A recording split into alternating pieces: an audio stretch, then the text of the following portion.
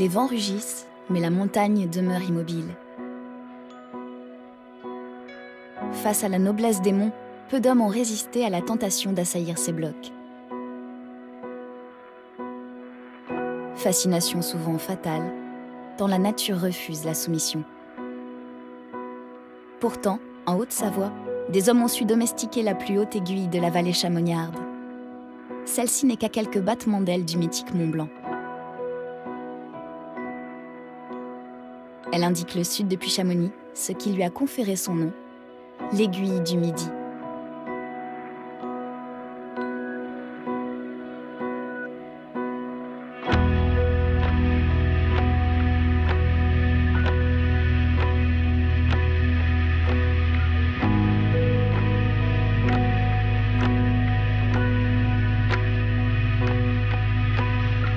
Si pour les chamoniards, l'aiguille du Midi constitue l'un des fleurons de leur patrimoine historique et naturel, pour les alpinistes, cette pointe reflète un engagement sans concession de la part d'une poignée d'hommes qui ont vaincu 3842 mètres de froid, de neige et de rochers.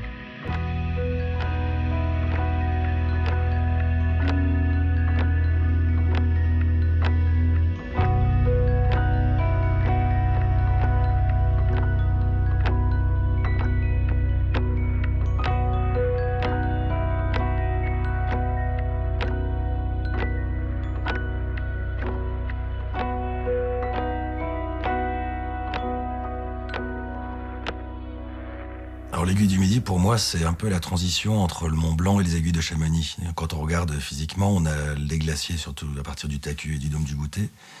On a les aiguilles rocheuses de Chamonix. Et on a au milieu cette espèce de grande face nord qui est comme un gigantesque promontoire avec un versant glaciaire et un versant entièrement rocheux.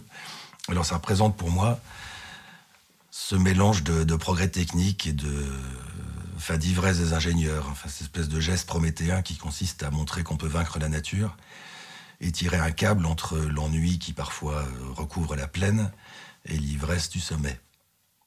Et puis c'est surtout une aventure humaine qui m'a passionné parce qu'il y avait peu d'écrits et qu'il fallait reconstituer comment les gens s'y étaient pris et comment ils s'étaient rencontrés pour arriver à construire ce téléphérique, qui en plus porte une partie de l'histoire de la France, de la vallée de Chamonix bien sûr, mais de la France. Enfin, tout recoupe complètement l'histoire du pays pendant les 100 ans entre la demande de concession et aujourd'hui.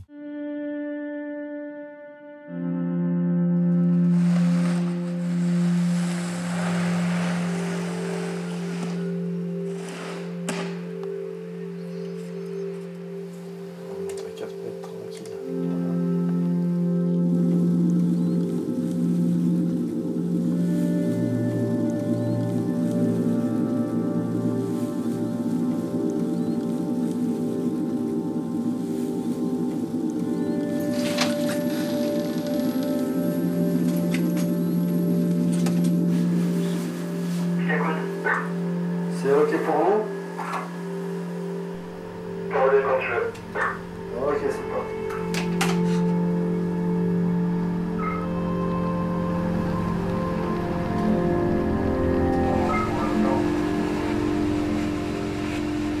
À la bête de service ce matin. Alors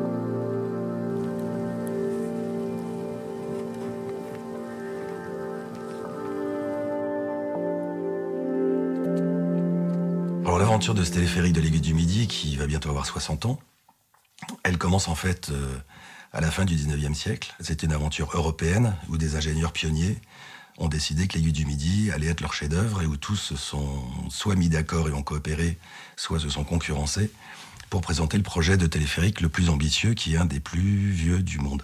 En 1909, sous l'impulsion du couple d'ingénieurs Émile Straub et Giulio Ceretti, les travaux débutent pour donner vie au premier projet du téléphérique de l'Aiguille du Midi, qui était très différent du tracé actuel. Le départ s'effectuait au hameau des Pèlerins, pour une arrivée prévue au col du Midi, à 3600 mètres d'altitude. Près de 18 ans plus tard, en 1927, le téléphérique des Glaciers atteint l'altitude de 2414 mètres, avec une arrivée à la gare des Glaciers. Dans la vallée de Chamonix, les 2 premiers tronçons du téléphérique de l'Aiguille du Midi sont en service depuis 1922. Tandis que le premier tronçon conduit les touristes jusqu'à 1640 mètres d'altitude, le second se termine à 2500 mètres à la station des Glaciers. Malgré les difficultés présentes, les travaux se poursuivent aujourd'hui pour la construction du 3e tronçon qui reliera la station des Glaciers au sommet du col du Midi à 3650 mètres. Un téléphérique de service provisoire destiné à transporter personnel et matériaux a été établi. La Deuxième Guerre mondiale, diverses difficultés techniques ainsi que la concurrence du téléphérique du Brévent ont raison du téléphérique des Glaciers qui n'atteindra jamais le col du Midi, hormis par sa benne de service. C'est donc en 1940 que cette ligne de service est inaugurée, dans une ambiance de défaite de la France qui fait qu'elle prend un caractère stratégique puisqu'elle permet d'acheminer des soldats au col du Midi, tout près de la frontière italienne. On aurait pu se dire que pendant la Deuxième Guerre mondiale et sous l'occupation, comme pendant la Première Guerre mondiale, tout allait être abandonné.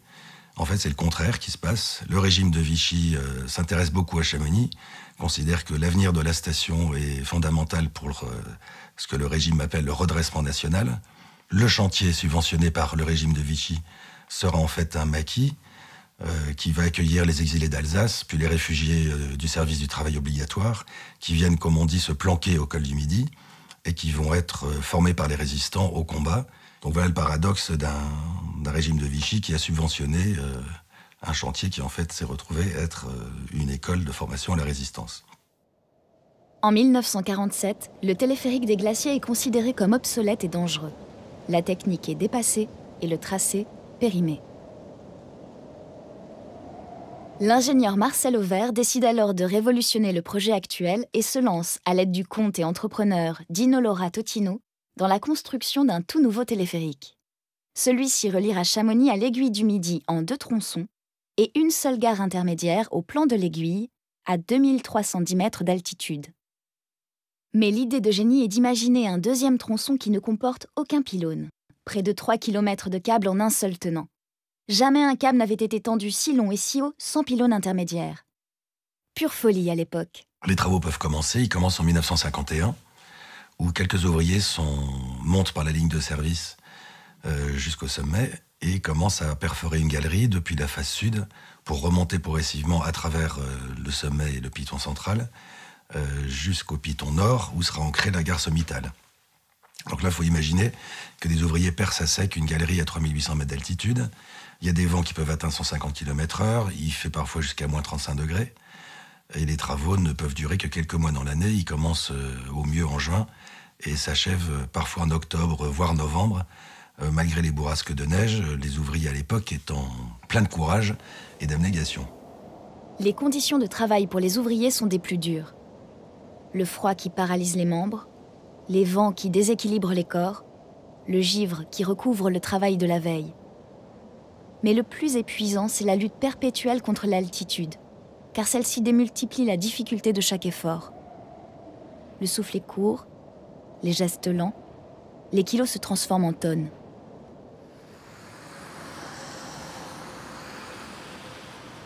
À Chamonix, au pied de l'Aiguille du Midi, un institut travaille sur les pathologies liées à l'altitude et au froid. 1, 2, 3, c'est parti.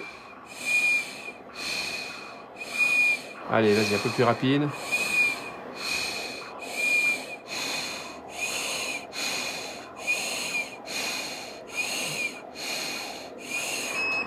Très bien. Voilà, tu bloques la respiration, tu bloques le plus longtemps possible. Bon, alors l'IFREMONT, c'est un organisme associatif, voilà, qui a pour vocation un peu de mettre en valeur toutes les les spécialités liées à la santé et à la montagne. Qu'est-ce que c'est que l'aiguille du Midi finalement? C'est pour nous un laboratoire naturel. C'est-à-dire qu'on a les températures et les conditions climatologiques qui sont proches de celles de 4000 mètres ou 4 ou 5000 mètres. Et donc pour nous, ça représente un endroit idéal pour pouvoir chercher, étudier et observer les comportements de l'organisme en situation réelle. Voilà, donc tu rentres là. Tu poses ta tête sur le petit coussin là. On dit que quand on monte au sommet de l'aiguille du Midi, on a presque 2 fois moins d'oxygène. Quand vous montez en altitude, eh bien l'air se détend en fait. On ne dit pas qu'il y a moins d'oxygène, c'est simplement que l'air se détend. Plus on monte, plus l'air se détend. Et donc si l'air se détend, les molécules d'oxygène qui tournent dans l'air sont beaucoup plus rares au mètre cube, si vous voulez. Et donc l'absorption au niveau des poumons est beaucoup plus difficile. Donc tous les organes, c'est-à-dire la totalité des organes du corps, se trouvent en déficience par rapport à l'oxygène. Le corps doit à tout prix se défendre. Alors quand on le propulse de façon rapide et immédiate en altitude, il va augmenter sa ventilation, il va augmenter la fréquence des battements du cœur pour essayer de compenser le manque d'oxygène. Mais ça, c'est très fatigant. On ne peut pas tenir plusieurs jours comme ça. Et donc, ce qui est très intéressant, c'est qu'il est par contre capable de fabriquer un autre mécanisme de compensation qui, lui, est plus lent à mettre en place, mais beaucoup plus efficace. C'est la polyglobulie, c'est-à-dire qu'il va multiplier le nombre de ces globules rouges pour pouvoir mieux capter l'oxygène et compenser ce déficit. Mais ce deuxième mécanisme de défense, malheureusement, lui prend un peu plus de temps, puisqu'il faut à peu près 1 semaine pour qu'il soit au point. Donc, il se passe toujours un moment entre les premiers jours et la première semaine où l'organisme a du mal et souffre du mal aigu des montagnes. Quand on est en altitude et qu'on souffre du mal aigu des montagnes, l'astuce de ce traitement, c'est de ne pas donner l'oxygène, puisqu'on n'en a pas toujours en montagne, c'est plutôt de recomprimer l'air, ce qui revient au même.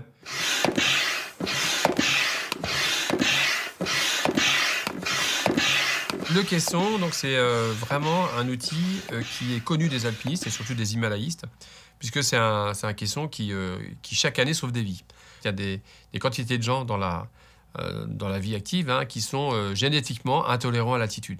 Et bien sûr, si on fait partie de ces gens-là et qu'on se retrouve à faire un trekking, tout ça peut se transformer de façon dramatique avec l'évolution vers un mal aigu des montagnes sévère et une complication que sont l'œdème cérébral et l'œdème pulmonaire de haute altitude, qui sont mortels.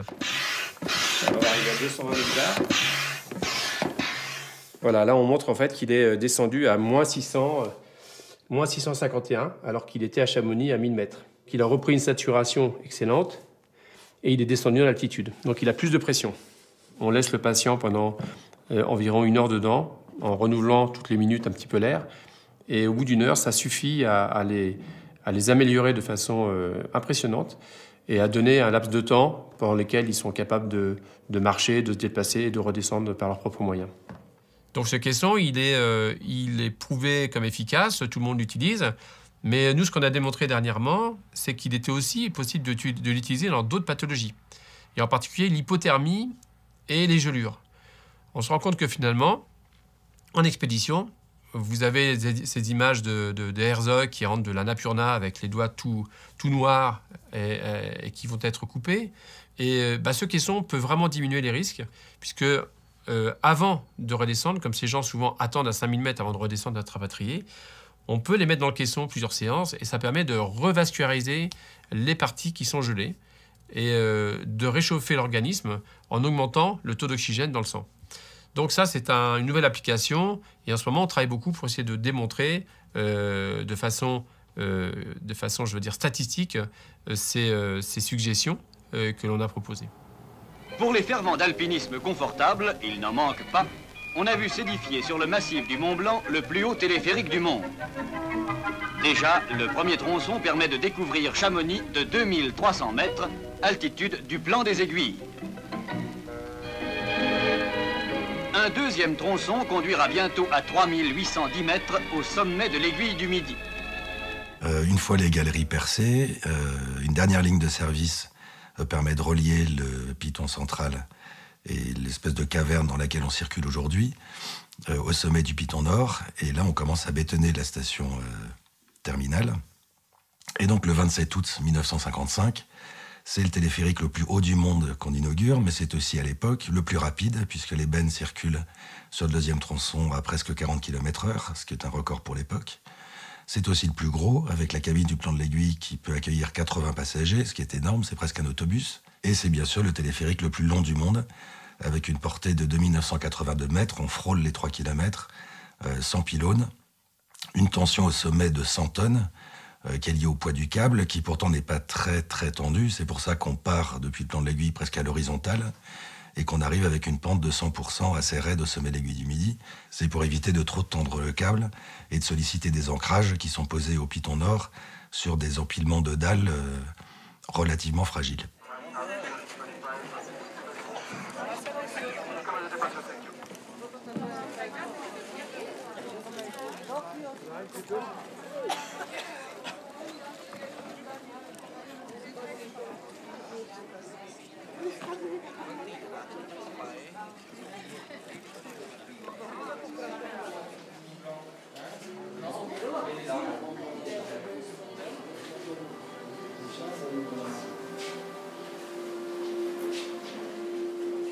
Bien, nous voici dans l'espace vertical. Donc, dans cet espace, on est là pour parler des différentes pratiques de l'alpinisme. Donc on part de l'escalade libre, du solo intégral, de l'escalade artificielle, jusqu'aux toutes nouvelles pratiques telles que le highline ou encore le best jump. Chaque module est constitué d'un petit film et d'un petit peu d'histoire, avec notamment les grands noms qui ont fait l'histoire de chacune des disciplines. On a créé cet espace parce que nos visiteurs sont immergés dans le massif du Mont-Blanc. Ils voient évoluer les alpinistes quand ils sont sur les terrasses et ils ont envie de comprendre les difficultés et les différentes pratiques parce que l'Aiguille du Midi est au cœur du massif du Mont-Blanc et donc ce site, l'histoire de ce site est directement liée à l'histoire de l'alpinisme moderne.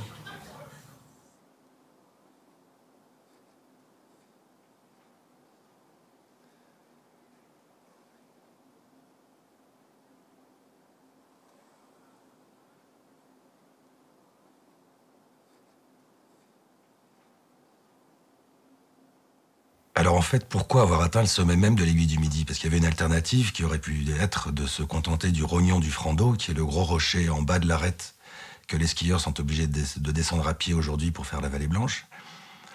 C'est qu'en fait, Laura Totino a un autre vrai projet, caché depuis le début, et caché d'ailleurs physiquement par les aiguilles de Chamonix, qui lui permettent de continuer les travaux sans que personne ne le voie.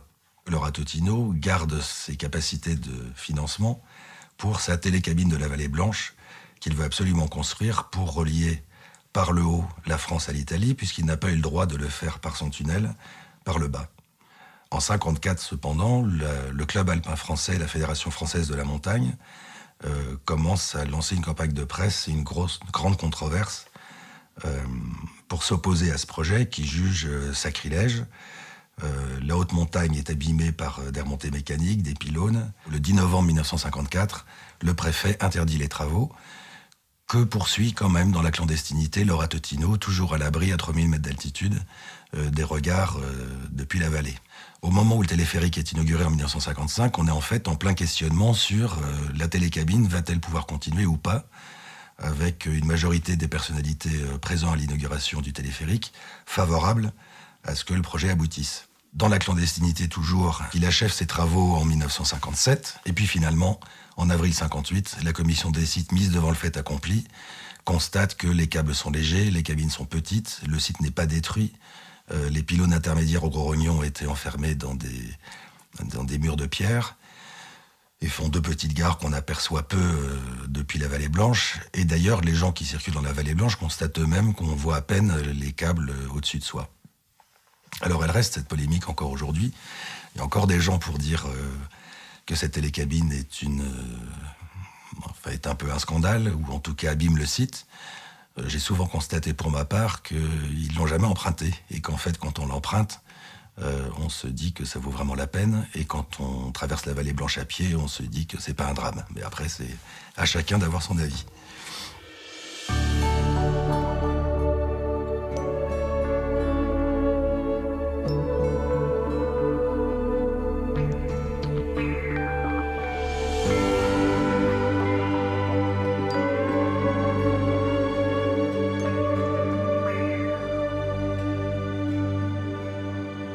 Donc là, on vient d'emprunter le télécabine du panoramique Mont-Blanc qui rejoint l'aiguille du Midi à la pointe Elbronner, qui est à la frontière franco-italienne. Et donc là, on est au Rognon, qui est en fait le premier stop technique de cet appareil, qui sert de pylône au milieu du glacier. Et puis, deuxième point technique très particulier, c'est le pylône suspendu du flambeau, qu'on retrouve là-bas, avec un pylône qui est suspendu par câble, relié entre d'un côté le grand flambeau et de l'autre côté le petit flambeau, et tout ça au milieu du glacier.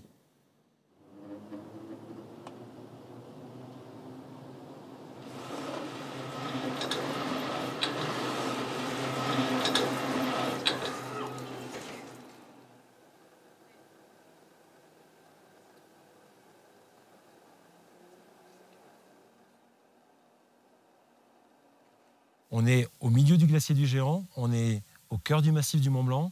Là, on a le Mont-Blanc du Tacu, on a le Grand Capucin.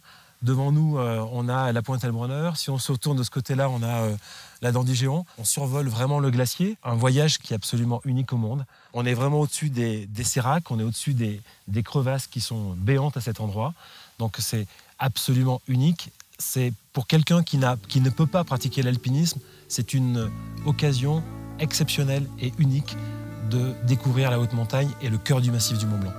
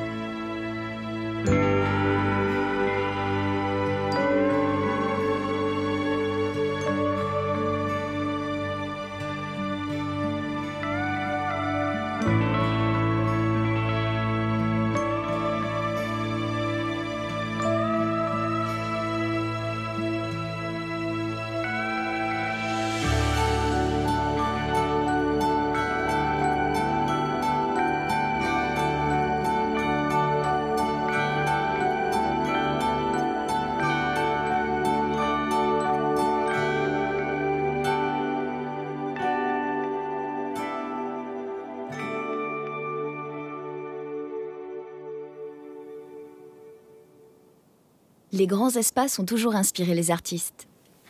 La photographe Monica Dalmasso a la chance de pouvoir concilier sa passion pour l'image avec l'amour de la haute montagne. Ainsi, l'aiguille du Midi devient pour la jeune femme un espace de travail idéal.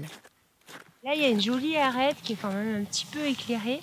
Et je pense que si tu montes et que tu fais le tour et que tu fais les traces en descendant de l'autre côté, je ne les verrai pas.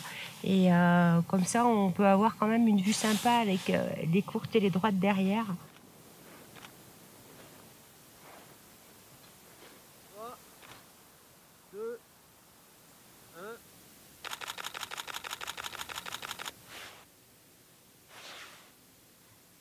Des fois, on rentre bredouille comme au champignon. Hein. On va, on pense que, je sais pas, si on cherche à avoir des ambiances un peu comme ça, avec les nuages qui se déchirent, on se dit que ça va se déchirer, puis ça se déchire pas. Du coup, ça fait jour blanc et on n'y voit pas 3 mètres et c'est compliqué.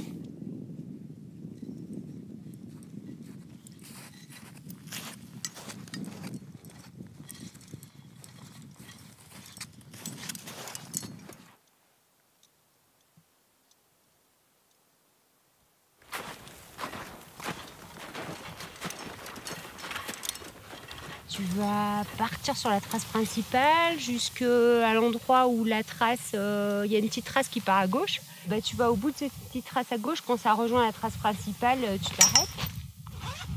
C'est dingue comme il ne fait pas froid. Non.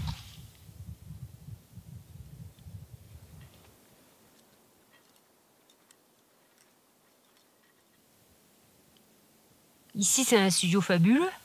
Il suffit de regarder les webcams pour voir s'il fait beau et puis si l'ambiance nous convient. Et c'est comme avoir un studio à disposition, c'est absolument génial. C'est le rêve. On passe du monde des humains au monde minéral. Quand les deux se combinent, l'image et la pratique de l'alpinisme, bah là c'est absolument génial parce que ça permet de bosser dans l'environnement qu'on préfère. Donc c'est top, quoi.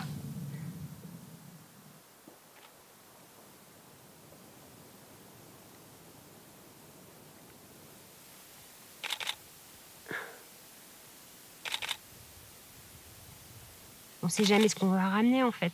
On a des fois des idées dans la tête et puis ce qu'on ramène, c'est complètement différent. Donc, c'est un jeu, en fait. On joue un peu à cache-cache avec les éléments, avec la lumière. Et puis, on prend ce qu'on nous donne et on essaye de le rendre le plus beau possible, quoi.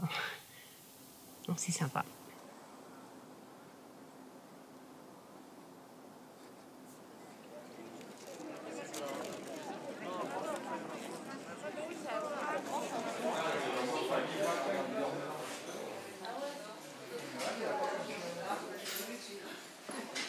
On est à l'abri, dans l'aile Mont-Blanc, dans cet espace qui est vraiment face au massif.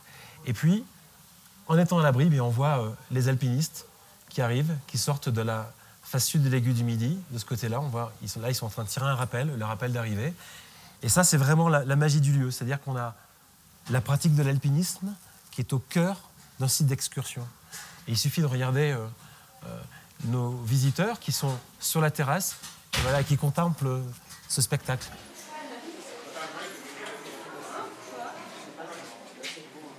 Dans ce lieu, on a voulu rendre hommage à tous ces alpinistes qui ont fait l'histoire de Chamonix et du site. On a à la fois des alpinistes des années 50 qui ont ouvert des grandes voies sur le secteur, et puis l'histoire continue. Donc maintenant, on continue à faire entrer de jeunes alpinistes qui font des choses exceptionnelles parce que tout n'est pas encore fait. On continue à ouvrir de nouvelles voies dans le massif. Donc il était important pour nous de rendre hommage à toutes ces grandes figures de l'alpinisme, hommes et femmes, et qui continuent encore aujourd'hui à faire perdurer cette légende. D'autres personnages ont marqué l'histoire de la vallée. On les appelait les araignées du ciel. Ils ont bravé les bourrasques et le froid pour édifier le site de l'aiguille du Midi, situé si haut, si loin de la plaine. Équilibriste et trompe-la-mort, Bernard Borgarelli, 87 ans, cuisinier de formation, est la dernière de ces araignées. Bonjour Bernard. Voilà. Je suis rentré le 15 février 50 comme cabinier. Donc sur le vieux téléphérique des glaciers, c'est ça? Sur le vieux téléphérique des glaciers. Oui, après, je me suis mis tout de suite dans l'ambiance des téléphériques. J'ai appris, une semaine après, je conduisais les bennes de service. Moi, après, les bennes voyageurs. Et petit à petit, j'ai appris le métier sur le tas. Et on s'était payé combien, ça, à l'époque? 70 centimes de l'heure. D'accord. Et t'arrivais à vivre avec 70 centimes de l'heure? Oui. On commençait à 6 heures le matin, on finissait à 22 heures, à peu près.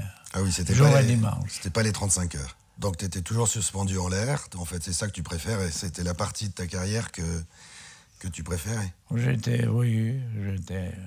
J'ai pas eu trop peur du vide, si on peut dire.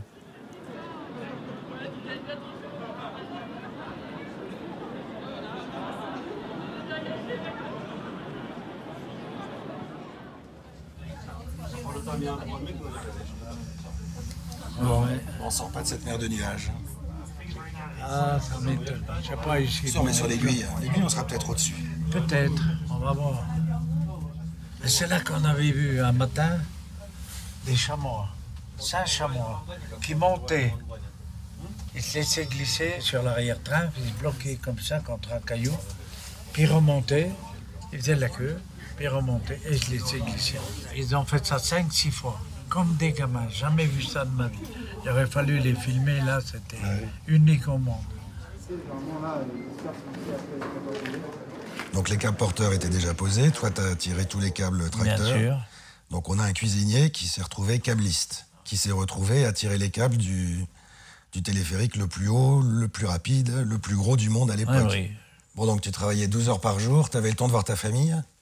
Ben, malheureusement, j'ai pas vu grandir mes enfants parce que je travaillais de 6 heures du matin à 10, 11 heures le soir. Et alors ta femme, elle était contente de savoir que tu étais là-haut suspendu à un câble? J'ai toujours dit, si ma femme, elle m'avait vu où j'étais perché là-haut, je ne serais pas resté 33 ans à l'Aiguille du Midi. Parce qu'elle m'aurait fait faire un autre travail moins dangereux. Mais elle ne pouvait pas s'imaginer ce que je faisais exactement. Tu lui racontais pas tout? Ah non. J'ai jamais été blasé quand on couchait là-haut. Si on couchait à tour de rôle toute l'année, on couche à l'Aiguille pour le gardiennage.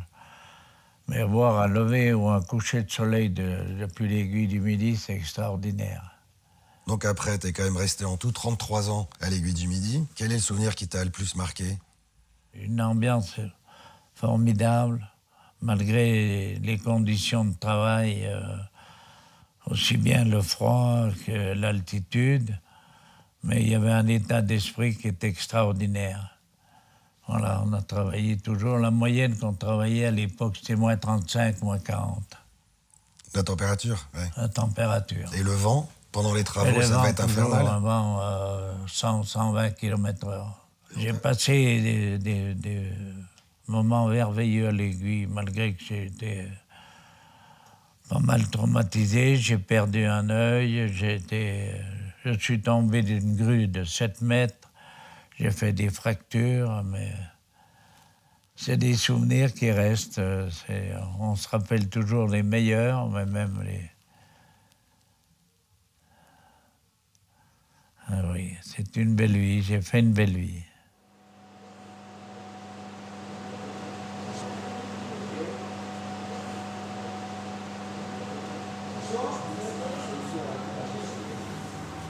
Et voilà. Voilà sur les câbles. Je ne me souviens pas pourquoi j'étais descendu là, mais je ne sais pas. Je devais aller à la benne, il y avait un problème. Alors je suis sur le câble tracteur inférieur pour pas tenir comme ça, pour tenir vertical. Et tu tiens enfourché sur le je suis enfourché sur le porteur. Le porteur, c'est assez gros, hein, 55. Tu as quand même de la prise. Donc tu étais suspendu tout le temps au câble, quoi. Et le journaliste Philippe Gossot vous appelait les araignées du ciel. Voilà, il nous appelait les araignées du ciel parce qu'on était toujours pendus par les câbles, comme ça, avec une assurance morale, si l'on peut dire. On n'était pas des kamikazes pour autant, on n'avait pas épaté la galerie. C'est qu'on avait un état d'esprit, qu'on n'avait pas le temps de s'attacher, on devait travailler, et on a limité quand même les accidents. C'est rien, je monte marche par marche. Hein. Bah oui, prends ton temps. Et nous, la benne service, elle arrivait ici. Et on descendait juste là-dessous, elle arrivait, au coin là. Donc là, tu déchargeais le ciment, le sable. Tout. On ne pouvait pas faire monter des clients s'ils n'étaient pas dégagés. Alors, il fallait faire toutes les terrasses avant de faire monter les premiers clients. Avant, il fallait aller péler au plan de l'Aiguille vers les chalets, parce que la benne, si en plein hiver, elle touchait, là. Alors, il fallait faire des tranchées, la tranchée à l'entrée des cabines, parce qu'ils avaient fait la gare trop basse, pas assez haute. Quelle est belle la cascade quand elle saute les rochers. Elle chante puis s'évade jusqu'en bas dans la vallée. Au cours de son escapade, elle emporte mon cœur brisé. Car c'est là près de la cascade qu'un beau jour notre amour est né.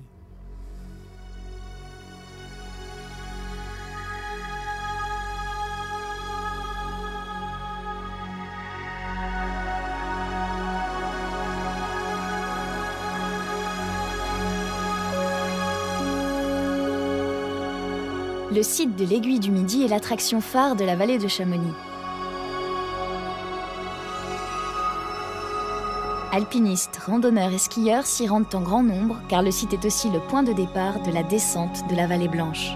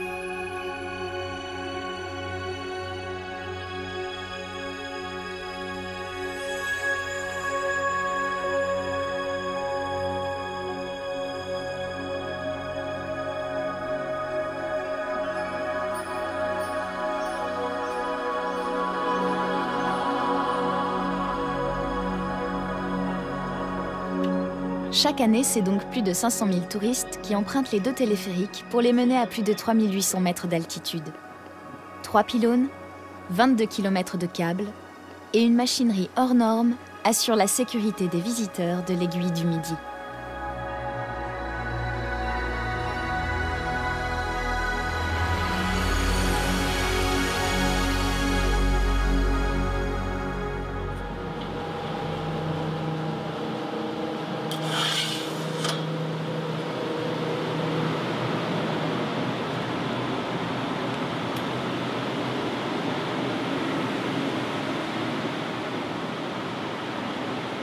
La machinerie telle qu'on l'a vu tout à l'heure, elle a été conçue justement pour ramener les cabines en toutes circonstances. Qu'on ait un problème mécanique, un problème de moteur électrique ou autre, tout est doublé. Donc dans la machinerie, on arrive à, je dirais, repérer quel organe de sécurité a été doublé. Les opérateurs au quotidien, donc les électriciens, les mécaniciens, comme l'ensemble des agents d'exploitation, ont des tâches à accomplir chaque jour afin, je dirais, de garantir une fiabilité de l'appareil, une disponibilité très proche des 100%.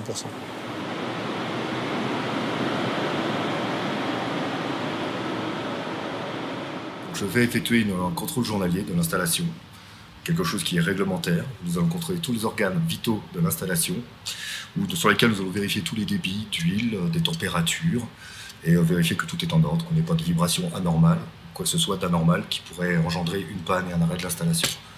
Ce contrôle est fait de manière journalière, et en plus on va le faire plusieurs fois par jour pour s'assurer que tout est en ordre.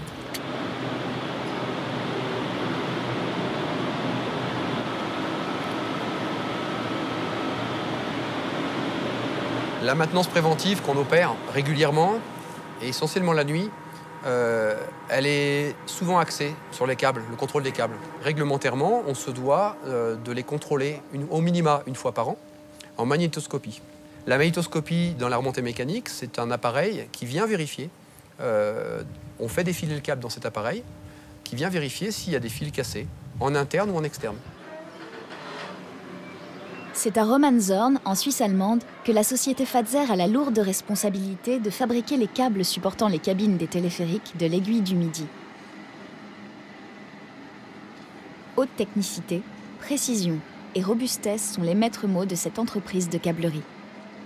Notre société, ici à Romanshorn, au bord du lac de Constance, existe depuis 1836. À l'origine, on a commencé avec les cordes en chanvre pour l'agriculture, la navigation. Et environ en 1900, on a commencé avec les câbles métalliques. 1945, les premiers câbles pour la remontée mécanique. Et on produit environ avec une centaine de personnes, on produit un peu plus de 7000 tonnes de câbles ici sur nos 2 sites.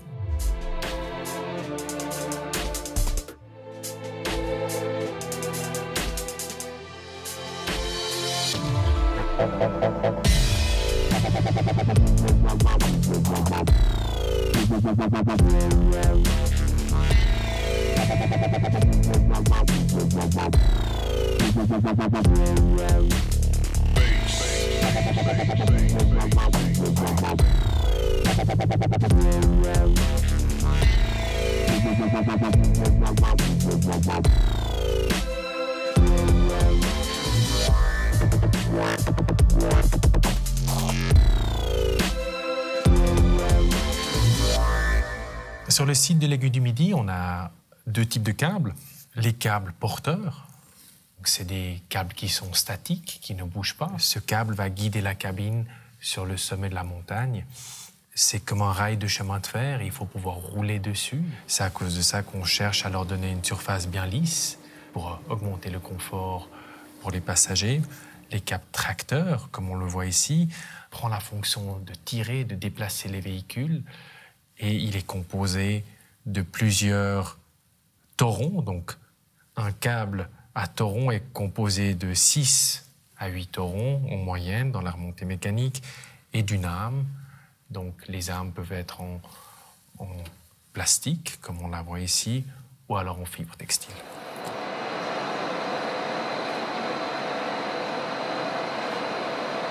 La principale préoccupation des câbliers lors de la fabrication d'un câble est de garder une tension homogène tout le long du processus. Ce paramètre est primordial même à la première étape qui consiste à enrouler le fil sur des bobines machines. Le fil est ensuite installé dans les toronneuses en s'assurant que chaque bobine machine soit freinée avec la même force afin d'éviter les différences de tension dans les fils. Cette opération de base est certainement la plus importante car un câble constitué de fils ayant des tensions différentes aura tendance à vibrer et deviendra vite instable. La toronneuse va ensuite tresser le câble en forme d'hélice pour en faire un toron qui sera un élément constitutif des câbles porteurs et tracteurs. Le nombre de couches de fil empilées déterminera la résistance du câble.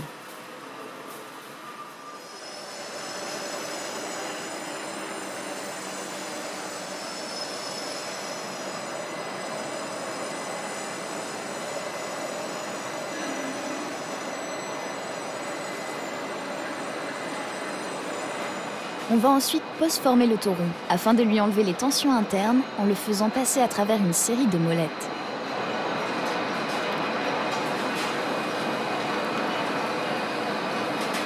Sans cette opération, le toron éclaterait au moment de son découpage et il ne serait pas possible non plus de l'installer autour de son noyau central, appelé aussi âme. Un câble est un élément de machine extrêmement intéressant. Les câbles de remontée mécanique qui ont entre 42 et plus de 200 fils pour les gros câbles. Donc, quand on a un fil qui est cassé, les forces sont reprises par les fils voisins. Donc, la sécurité est, pour ainsi dire, jamais mise en péril quand il s'agit de fils uniques. Mais même ceci, il ne faut pas oublier qu'on a un effet de câblage. Donc, ces fils sont enroulés autour, enfin, sont en hélice, donc il y a du frottement entre les fils. Et quand on a un fil qui est cassé ici, une fois que le fil a fait 4 fois le tour du câble, il reporte de nouveau 100% de sa charge à la rupture.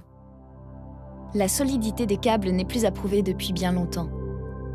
Tous les câbles subissent un test à la résistance, un essai à la rupture expérimentale. Et c'est aussi le cas pour chaque fil qui constitue chaque câble.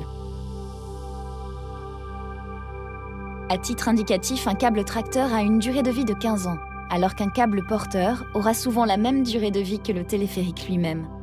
Les limites physiques d'un câble, aujourd'hui, elles sont pas dans la réalisation du câble, elles sont vraiment dans son transport et dans son montage. On a ici un câble de 110 mm, on pourrait faire un câble encore beaucoup plus gros que 110 mm. Tôt ou tard, on ne pourra plus les transporter. Donc, pour tous les gros projets de téléphérique qui sont aujourd'hui en cours d'étude dans le monde, l'aspect logistique est plus important que l'aspect technique. On a le savoir-faire pour faire un câble comme ça. On a bien entendu des modèles informatiques pour nous dire quel diamètre de fil, etc., etc. Mais au final, il faut un savoir-faire extrême de la part des câbliers pour finalement régler encore un petit peu plus ou un petit peu moins. Chaque câble est une fabrication unique. C'est une manufacture. Il faut vraiment le préciser.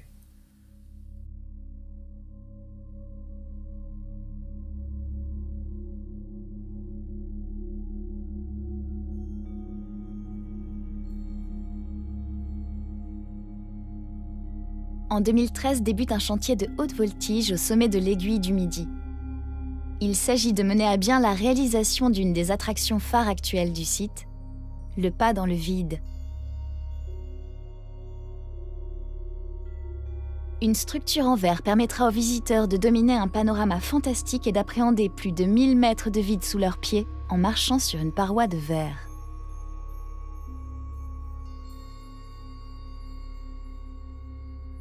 Le pas dans le vide est une prouesse technologique à bien des niveaux, tant par les matériaux et techniques utilisés que par les conditions extrêmes des travaux. La structure verre-acier est unique au monde et a été conçue pour résister aux conditions climatiques extrêmes que le site subit toute l'année.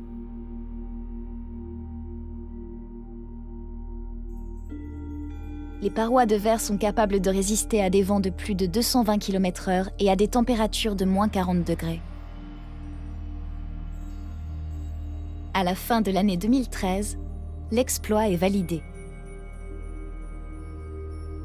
À 3842 mètres d'altitude, sur la terrasse sommitale de l'Aiguille du Midi, une cage en verre surplombe la vallée de Chamonix pour faire face au Mont Blanc.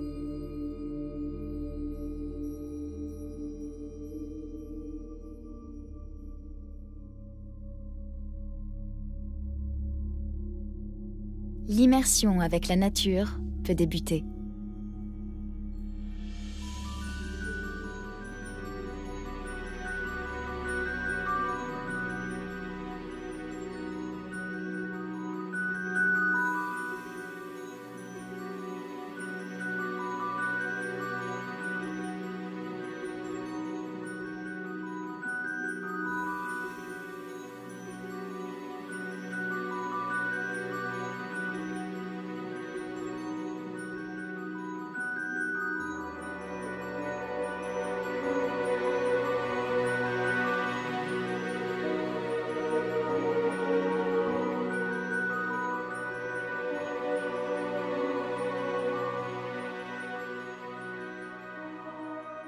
À cet endroit, on est là pour sentir la sensation.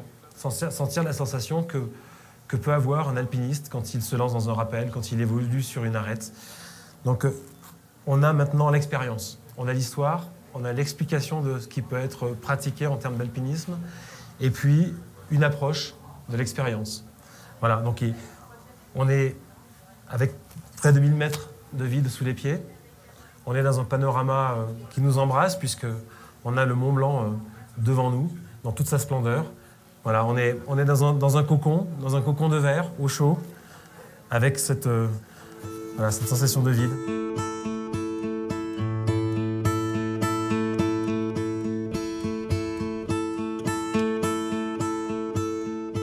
It was a very nice experience.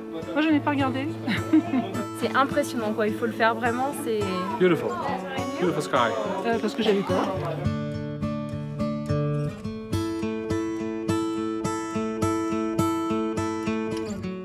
Ouais, c'est très impressionnant, ça fait... Alpinisme foarte impressionnant. Ça permet de voir, d'avoir un champ de vision plus large. Ça fait une grande différence avec le verre en dessous, on se rend compte vraiment de la dimension, de la hauteur.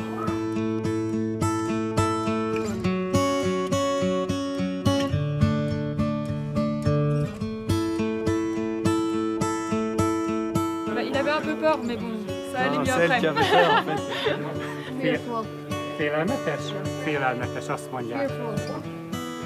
Non mais on a pris des photos, on a l'impression qu'elles sont fausses en fait. Ouais, c'est pas marrant, on va croire que c'est une fausse photo en fait. Ouais.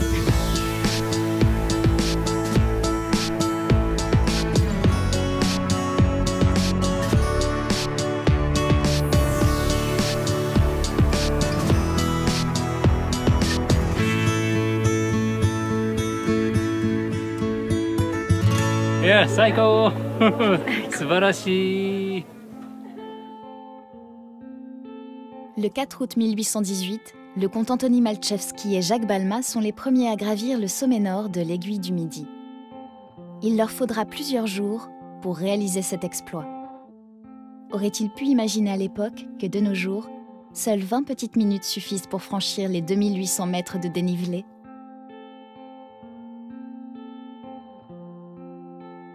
L'accès des cimes au plus grand nombre n'est plus un fantasme. Car malgré les nombreuses difficultés rencontrées, l'homme et sa technologie ont réussi à dompter une partie du massif du Mont Blanc.